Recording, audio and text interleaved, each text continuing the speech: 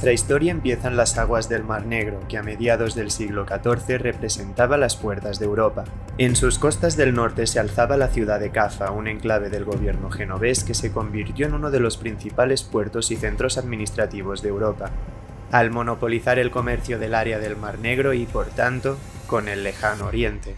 Desde hacía décadas las relaciones diplomáticas entre Génova y el Imperio mongol, que en su día había sido el mayor imperio de la historia de la humanidad, eran tensas. Las disputas comerciales y los enfrentamientos entre cristianos y musulmanes hacen que el gobierno genovés no cumpla con los acuerdos que a finales del siglo XIII había establecido con el Khan de la Horda de Oro. Toda esta complicada situación política condujo al imperio mongol, movido por las ansias de venganza y el resentimiento de presenciar su propio declive, a expulsar a los occidentales de lo que ellos consideraban todavía sus tierras. Iban a tomar el Mar Negro, costara lo que costara. Y quien fuera el líder mongol en aquellos tiempos, el despiadado Khan de la Horda de Oro, Janibek Bek, comandó una enorme fuerza militar para tomar la ciudad de Cafa y, como él esperaba, derrumbar los cimientos de Europa. Sin embargo, había rumores de un mal acechando desde las profundidades de su imperio. Un mal que había nacido entre los bosques de Asia y que estaba aniquilando a pueblos y ciudades de todo el continente asiático. Janibek Bek recibió noticias de que a lo largo y ancho del imperio estaban apareciendo brotes de una extraña enfermedad que, según decían, provocaba la muerte de todo aquel que era víctima de ella entre el más insoportable dolor y agonía. Simples leyendas y cuentos oscuros de una sociedad que vivía una época de decadencia, pensó. Él solo tenía una cosa en mente: terminar con el reinado de los europeos y devolver al imperio mongol la gloria que le pertenecía. Y fue así como su ejército atravesó Asia hasta llegar a las puertas de Europa, en aquellas oscuras aguas del Mar Negro. Janibek Bek estableció un campamento para sus tropas desde el cual iban a planificar el ataque a la ciudad genovesa. Los europeos no tenían nada que hacer contra la furia de la Horda de Oro, pero en cuestión de días, todo se torció. Las leyendas de los campesinos mongoles eran ciertas. Ese mal oscuro golpeó a las tropas mongoles y sin ninguna explicación, uno tras otro, cientos de soldados caían enfermos de una patología que nadie en esos campamentos comprendía. Con un ejército mermado y con una epidemia que parecía no tener freno, los oficiales pidieron a Janibek Bek que retirara las tropas, que se rindiera y que regresaran tiempo después con un nuevo ejército. Pero el Khan no quiso escuchar nada de eso. Él quería hacer caer a Occidente, pasara lo que pasara. Y fue así como en otoño de 1346 tuvo lugar el asedio a Cafa, donde tomó una decisión que iba a cambiar para siempre la historia de la humanidad. Vio en esa maldición que había azotado a sus tropas una forma de hacer caer el imperio europeo. Cargó en las catapultas los cadáveres de aquellos que habían fallecido por la enfermedad y los lanzó dentro de las murallas de Cafa, con la esperanza de introducir en la ciudad una maldición que hiciera tambalear su hegemonía. Los genoveses, aterrorizados por esa macabra visión, lanzaron inmediatamente los cuerpos de los muertos al Mar Negro, pero ya era demasiado tarde. Esa maldición había atravesado las puertas de Europa.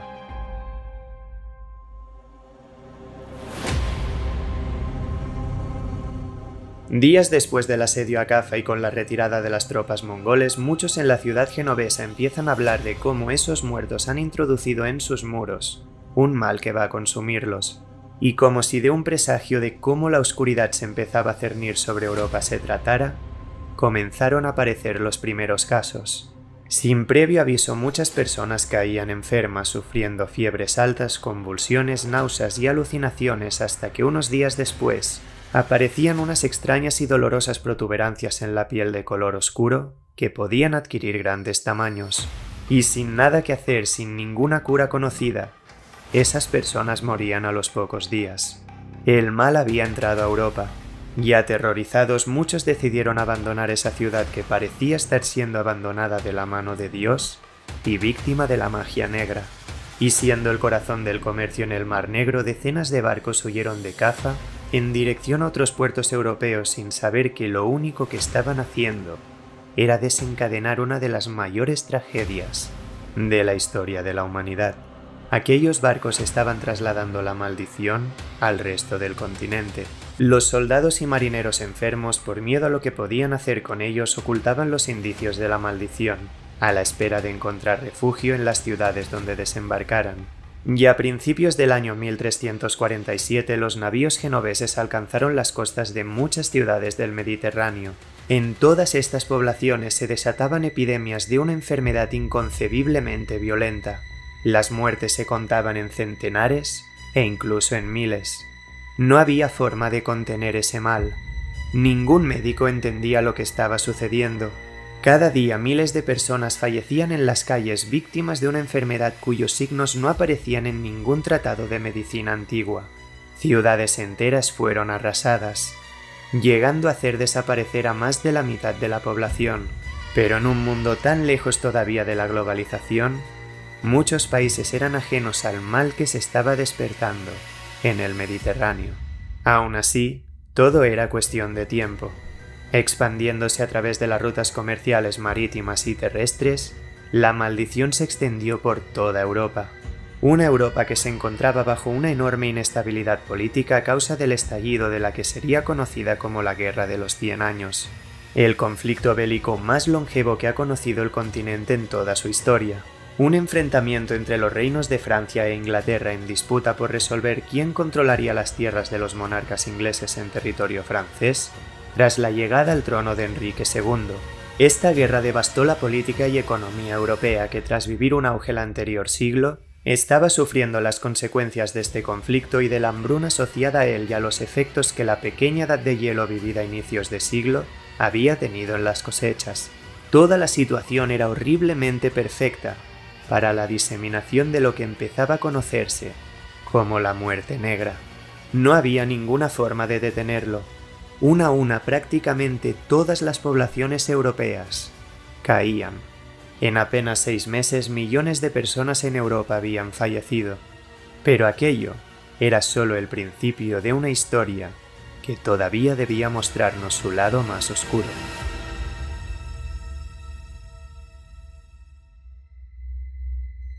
Ha pasado un año desde que la muerte negra empezara su expansión por Europa. Millones de personas han fallecido a causa de esa extraña enfermedad que está aniquilando a la población y cuyo origen es totalmente desconocido. Y en una época donde la medicina moderna todavía no había nacido, los remedios eran ineficaces, caros e incluso peligrosos para los enfermos. Aún así, los médicos sí entendían que debía evitarse el contacto con los infectados y sus posesiones, pues se creía que aquella enfermedad se transmitía por el aire contaminado. Así, asociando su propagación a los aromas de la patología, se protegían con máscaras con forma de pico, cuyo interior llenaban con perfumes y hierbas que purificaban el aire inhalado, y exigieron a los nobles que empezaran a quemar las posesiones de aquellos que fallecían a causa de la enfermedad. Y ante la visión de calles devastadas y fosas comunes repletas de cadáveres, en muchas ciudades no daban abasto para incinerar los cuerpos. Se intentó evitar la inmundicia y se aplicaron medidas de contención de propagación de la enfermedad, pero poco a poco, la sociedad empezaba a sentir que aquel mal solo podía tener un origen. Los científicos e historiadores recurrieron a los archivos del pasado, intentando encontrar respuestas que arrojaran luz a esa muerte negra que estaba haciendo colapsar el mundo. Y ahí, en las bibliotecas más antiguas, dieron con algo. Descubrieron tratados que hablaban de cómo en Asia Central ya se conocía una enfermedad que cursaba de la misma forma desde hacía más de 20.000 años. Y otros libros y documentos antiguos de historiadores griegos detallaban cómo en el año 430 a.C. una pestilencia similar había golpeado y arrasado la ciudad de Atenas. E incluso los archivos donde se detallaba el desarrollo de la plaga de Justiniano, que hizo que el Imperio bizantino perdiera 1/4 de su población entre los años 541 y 767, parecían apelar a ese mismo mal que estaba azotando a Europa y haciendo que todos los países se enfrentaran al apocalipsis. Poco a poco los científicos estaban dando con pistas que seguir, pero no importó. Porque llegó un momento en el que, como tantas otras veces en la historia, entró en juego un poder contra el que nadie en aquellos tiempos podía luchar. Era el año 1348. La peste negra, tras meses causando estragos en el reino de Francia, llega a la ciudad de Aviñón, que por aquel entonces era la residencia del Papa, la voz de Dios en la tierra. Y como era inevitable, la muerte negra llegó al interior de la Catedral de Aviñón, la residencia del Papa Clemente VI. 6 cardenales y más de 90 miembros de la corte papal fueron víctimas de la peste, y el sumo pontífice en una bula papal declaró que la catedral, el corazón de la cristiandad, había sido atacada por Dios. Que la peste negra hubiera matado a los hombres de Dios no era más que la confirmación de que aquella enfermedad que estaba arrasando Europa era un castigo del Creador, y Clemente VI, como embajador del rey Felipe VI ante la corte inglesa, hizo que todo el continente supiera que la muerte negra era la plaga que Dios había enviado a la tierra como un juicio divino para que aquellos que habían vivido en el pecado fueran enviados a las entrañas del infierno. Y en el momento en el que ese mensaje del sumo pontífice llegó a toda Europa, la histeria colectiva se propagó por todo el continente. Ya no solo íbamos a luchar contra la enfermedad, íbamos a luchar contra nosotros mismos y contra la más despiadada crueldad humana. Durante años la Iglesia estimuló ese temor a la peste y alentó a la sociedad a volcarse en la religión para calmar la cólera de Dios. La única forma de librarse de ese mal que estaba rompiendo familias y haciendo desaparecer poblaciones enteras, convirtiéndolas en pueblos fantasma borrados para siempre de la existencia, era vivir según la voluntad del Padre Creador. Y las plegarias, las penitencias y las súplicas a Dios fueron solo el principio del verdadero apocalipsis. Cuando alguien caía enfermo, sus familiares y amigos lo abandonaban, separándose de aquella persona que, como se les decía, era un pecador que había enfurecido a Dios y merecía su castigo. Incluso los padres abandonaban a sus hijos dejándolos a merced de la peste. Y en muchos pueblos aquellas personas que enfermaban eran sacrificadas de las formas más crueles imaginables, ya no para evitar los contagios, sino para apaciguar la ira de Dios. Y ante estas escenas macabras que se repetían por todas las regiones de Europa aparecieron cultos religiosos como los flagelantes, que realizaban procesiones por los pueblos y bosques medievales donde se flagelaban hasta sangrar, creyendo que solo sufriendo como lo había hecho Jesucristo durante su pasión y camino hacia la cruz, iban a encontrar la salvación, una salvación que otros consideraban que solo iban a alcanzar si eliminaban de la tierra a los que ellos consideraban enemigos de Dios. Así empezó una caza de todas aquellas comunidades que profesaban religiones contrarias a la cristiana. Hubo matanzas en pueblos donde se perseguía a aquellos que podían haber enfurecido a Dios, castigando a los que se creía eran los responsables de ese mal que estaba azotando al mundo, chivos expiatorios de ese supuesto contagio moral. Y es que negar al Dios verdadero era lo más peligroso que podía hacerse. Y fue así como en más de 100 ciudades europeas hubo persecuciones contra los judíos, que eran atrapados sin importar su edad e interrogados para que confesaran que habían envenenado el aire y desencadenado la muerte negra. Pero no importaba lo que dijeran, al final siempre eran quemados vivos para que los cristianos pudieran demostrar a Dios cuánto lo querían.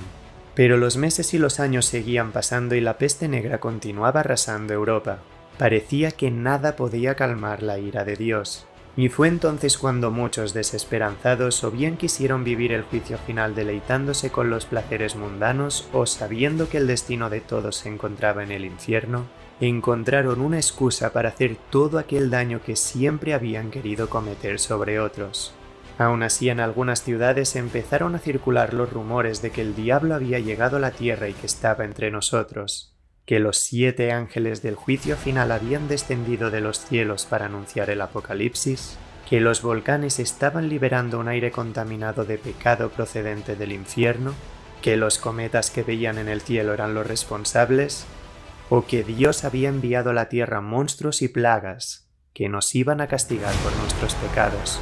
Y fue así como a todo el horror de la peste se le añadieron cultos paganos donde se pedía a deidades que nos protegieran, rituales para invocar a Satanás, creyendo en la existencia de un príncipe de las tinieblas al que podíamos convencer de no aniquilar a la humanidad, y una caza de brujas donde cientos y tal vez miles de mujeres inocentes fueron llevadas a la hoguera para purificar sus almas. Pero nada parecía apaciguar la furia de Dios.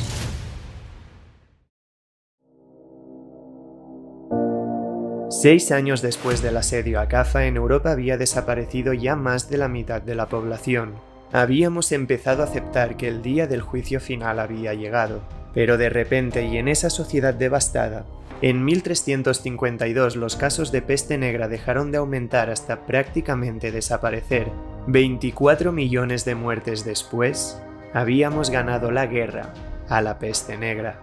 Pero la sociedad tenía que volver a reconstruirse. El fin de la peste negra marcó el inicio de una nueva era de la humanidad. La economía medieval sufrió una transformación radical que con el tiempo conduciría al declive y caída del feudalismo.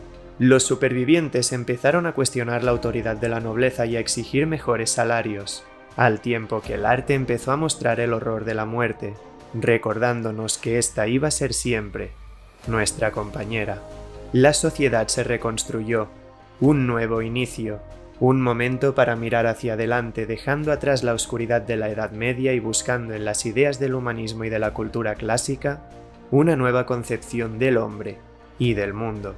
Las semillas del Renacimiento estaban germinando y la transición a la Edad Moderna era algo inevitable, una forma de abandonar ese horror del que habíamos sido víctimas y permitir que la humanidad renaciera de sus cenizas.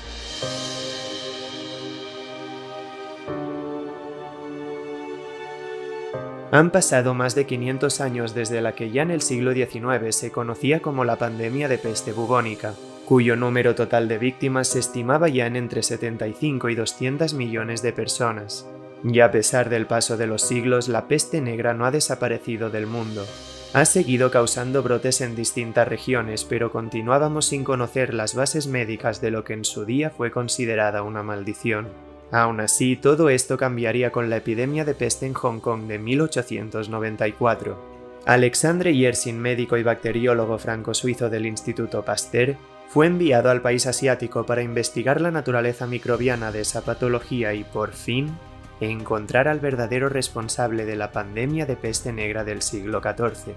Y fue ahí en un pequeño laboratorio donde analizó las bubas de cadáveres infectados de peste para aislar a la que suponían sería la bacteria causante de la enfermedad. Alexandre identificó unos bacilos que habían estado detrás de la pandemia más devastadora de nuestra historia. Aquella bacteria fue bautizada en su honor como Yersinia pestis. Lo que durante tanto tiempo había sido considerado un castigo divino no era más que un ser microscópico que había conseguido detener el mundo. Yersinia pestis era la responsable de la peste, una enfermedad natural de los roedores, siendo las ratas el principal reservorio. Estos animales que con la pequeña edad de hielo previa a la pandemia abandonaron los pastizales y se aventuraron a zonas pobladas en busca de alimento, eran infectados a través de las pulgas, que actuaban como vector de la enfermedad. Las pulgas, chupando la sangre de ratas infectadas, ingerían bacterias de Yersinia pestis, que se multiplicaban en su intestino a la espera de ser transmitidas a otro roedor con la siguiente picadura. Las ratas enfermas morían a causa de la peste y las pulgas buscaban el primer cuerpo de sangre caliente al que aferrarse, que generalmente era el ser humano. Y cuando las personas eran picadas, el bacilo entraba en la circulación sanguínea para, tras un periodo de incubación de unos 5 días, producir los síntomas propios de la enfermedad con una inflamación de los ganglios linfáticos que daba lugar a esas bubas que causaban temor entre los habitantes de la Europa medieval. Ante la infección, el sistema inmune intenta protegerse, pero al estar los nódulos linfáticos tan afectados, este reacciona de forma desproporcionada. Los vasos sanguíneos empiezan a filtrar fluidos, la presión sanguínea se reduce y, por tanto, la cantidad de nutrientes que llegan a partes vitales del organismo disminuye. El cuerpo entra en choque séptico y la muerte llega a los pocos días por hemorragias internas o ataques al corazón. Un solo microorganismo había sido capaz de exterminar a más de la mitad de la población en Europa y Asia. Pero a pesar de haber comprendido las bases médicas de la peste, todavía existía una incógnita: su origen. Y de nuevo volveríamos a tardar muchos años en dar respuesta a este último y gran misterio. En diciembre de 2021, un equipo interdisciplinar del Instituto Max Planck en Alemania inició un estudio en el que iban a rastrear la evolución de la peste negra hasta su origen, aquel lugar desde el que empezó a expandirse la pandemia. Los científicos encontraron evidencias de una epidemia de pestilencia que tuvo lugar entre 1338 y 1339 al nordeste de lo que actualmente es Kirguistán, un país en Asia Central. Las fechas hacían sospechar que esa pequeña región pudo haber sido la cuna de la peste negra. Así analizaron los esqueletos de los muertos en el pueblo del lago y descubrieron que no solo había trazas de ADN humano, sino también bacteriano. El equipo empezaba a sentirse muy cerca de poner fin a ese misterio que durante siglos nos había acompañado. Compararon los restos genéticos encontrados con el genoma de Yersinia pestis y confirmaron que era muy probable que se tratara de un ancestro común al bacilo responsable de la peste negra. El origen de la bacteria podía encontrarse en ese pequeño pueblo de Kirguistán, donde habría obtenido las mutaciones genéticas necesarias para dar el salto de los roedores a la especie humana. Y tras esa evolución adquirió las características para desencadenar una pandemia, expandiéndose primero por Asia hasta que en aquella decisión que reescribió la historia de la humanidad, el Khan del Imperio Mongol ordenó catapultar los cadáveres de los muertos al interior de la ciudad de Kaffa, introduciendo la bacteria en las puertas de Europa y permitiendo su expansión. Los científicos del instituto publicaron sus resultados en junio de 2022, demostrando cómo la pandemia que cambió al mundo pudo haber empezado en una sola pulga de una sola rata que en ese pueblo de Kirguistán llegó a un ser humano, iniciando la cuenta atrás para el inicio del fin de la Edad Media. Con este descubrimiento, los científicos estaban cerrando un caso abierto durante más de 7 siglos que nos había llevado a explorar los rincones más oscuros de la naturaleza y de la mente humana. La peste negra reescribió la historia de la humanidad, una historia que, por desgracia, ha demostrado otra vez ser cíclica. Y una vez más hemos tenido que cuestionarnos si estamos a merced de esas amenazas microscópicas que acechan desde los rincones invisibles del mundo, o de nuestro más primitivo miedo a lo que hay más allá de lo que podemos ver y comprender.